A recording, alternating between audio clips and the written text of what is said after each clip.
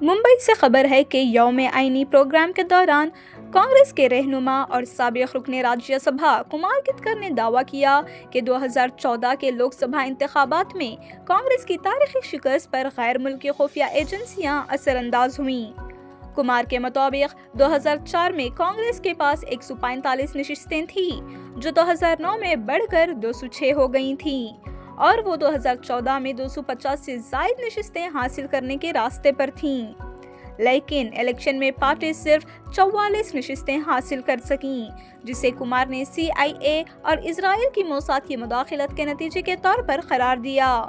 ان کا کہنا تھا کہ یہ ایجنسیاں ہر حلقے کا تفصیلی ڈیٹا جمع کر کے اس لیے مداخلت کی کیونکہ وہ کانگریس کی قیادت میں مستحکم حکومت نہیں چاہتے تھے۔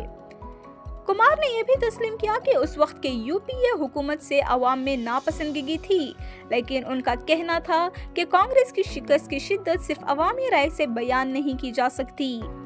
دوسری جانب BJP نے کمار کے بیانات کو غیر معقول قرار دیا۔ پارٹی کے ترجمان اور رکن پارلیمنٹ سبمت پترا نے کہا کہ BJP کی کامیابیاں عوامی حمایت کی عکاسی کرتی ہیں۔